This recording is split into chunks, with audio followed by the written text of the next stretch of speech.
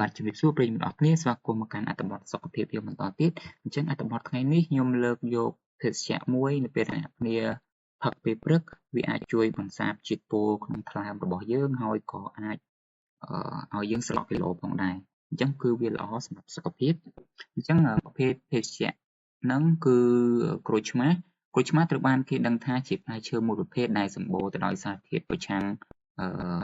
អុកស៊ីតកម្មហើយវាក៏ជាផ្លែឈើមួយដែលអាចជួយការពារសុខភាពសរសៃឈាមបេះដូងយើងផងដែរអញ្ចឹងយោងតាមគេហទំព័រ Healthin ការលាយជាតិស្ករធ្វើឲ្យឡើងគីឡូលឿនព្រោះស្ករមានកាឡូរីច្រើនផ្ទុយទៅវិញការលាយអំបិលជាមួយក្រូចឆ្មាផ្ដល់អត្ថប្រយោជន៍ច្រើនដល់សុខភាពអញ្ចឹងជាពិសេសនៅពេលដែលយើងផឹកពេលព្រឹកវាបានផ្ដល់អត្ថប្រយោជន៍ដល់យើងច្រើនដូចជាអញ្ចឹងទីមួយវាជួយសម្អាតពោះវៀនធំរបស់យើងទឹកអំបិលក្រូចឆ្មាមានផ្ទុកសារជាតិដែលជួយបញ្ចេញទឹករំលាយអាហារសម្អាតពោះវៀននិងកាត់បន្ថយការទល់លាមកហើយវាអាចឲ្យអ្នកហើយយើងអាច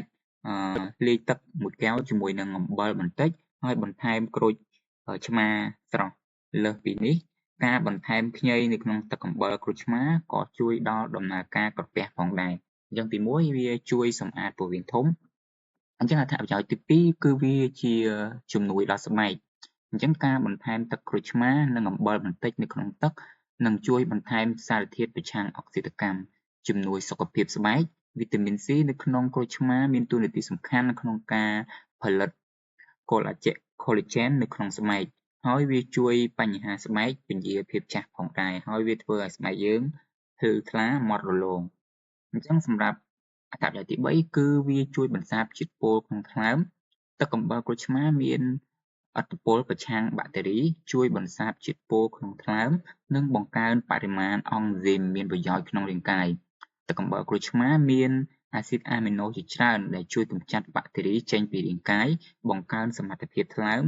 ក្នុងការបន្សាបជាតិពុលហើយវាធ្វើឲ្យមុខងារថ្លើមប្រសើរឡើងវិញអញ្ចឹងនេះគឺជាអត្ថប្រយោជន៍ទី3អញ្ចឹងសម្រាប់អត្ថប្រយោជន៍ទី4គឺវាជំនួយដល់ការសម្រកទម្ងន់អ្នកដែលចង់សម្រកទម្ងន់អាចផឹកទឹកក្រូចឆ្មាមួយកែវជារៀងរាល់ថ្ងៃក្រូចឆ្មាមានជាតិសរសៃពេកទីនដែលជួយបង្កើនអារម្មណ៍ឆ្អែតបាយបានយូរហើយកាត់បន្ថយការឃ្លាននិងជួយសម្រកទម្ងន់លើសពីនេះទៀតក្រូចឆ្មាក៏មានប្រសិទ្ធភាពក្នុងការដុតបំផ្លាញជាតិខ្លាញ់ដែលលើសនិងមានប្រយោជន៍ដល់ប្រយោជន៍សម្រាប់ការរក្សារាងឲ្យនៅស្លីមផងដែរអញ្ចឹងនេះគឺជាអត្ថប្រយោជន៍ទី4អញ្ចឹងអត្ថប្រយោជន៍មួយទៀតគឺវាបំបត្តិការឈឺបំពង់កការផឹកទឹកក្រូចឆ្មាក្តៅមួយកែវនិងទឹកអំបិលនៅពេលព្រឹកនឹងជួយសម្រួលដល់អាការៈឈឺបំពង់កដ៏មានប្រសិទ្ធភាពសាក្រូចឆ្មានិងអំបិលមានប្រសិទ្ធភាពប្រឆាំងនឹងបាក់តេរីបន្ធូរអារម្មណ៍ប្រឆាំងនឹងការរលាកបំពង់កនឹងកាន់តែមានសុខភាពល្អហើយលែងហើមឬឈឺចាប់ទៀតហើយ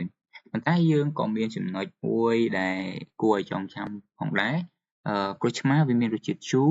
និងមានភាពត្រជាក់ដូច្នេះសម្រាប់អ្នកដែលមានភាពត្រជាក់និងត្រជាក់ពីខាងក្នុងឬមានអារម្មណ៍អស់កម្លាំងគួរតែកំណត់ការទទួលទានទឹកក្រូចឆ្មាឲ្យបានត្រឹមត្រូវព្រោះភេសជ្ជៈនេះ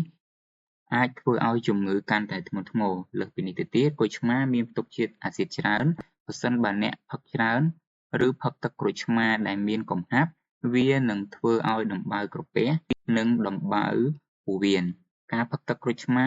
នៅពេលព្រឹកគឺល្អសម្រាប់រាងកាយប៉ុន្តែអ្នកមិនគួរផឹកវានៅពេលពោះអ្នកទទេទេមានថាយើងមិនទាន់ញ៉ាំអីយើងញ៉ាំវាអាចមានបញ្ហាវាអាចបង្កជាជំងឺក្រពះអីផ្សេងៗអញ្ចឹងទៅអូខេអញ្ចឹងពេលធ្វើទឹកក្រូចឆ្មានិងទឹកអំបិលអ្នកគួរប្រើតែក្រូចឆ្មាក្នុងបរិមាណល្មមនិងអំបិលបន្តិចក្រូចឆ្មានិងអំបិលច្រើនពេកអាចបំផ្លាញបំពង់អាហារនិងស្រទាប់ក្រពះអូខេអញ្ចឹងអរគុណអ្នកគ្នាអត្ថបទថ្ងៃនេះគឺខ្ញុំចែកម្លែកតែប៉ុណ្្នឹងទេហើយអត្ថបទនេះខ្ញុំដកស្រង់ចេញពី Healthy Cambodia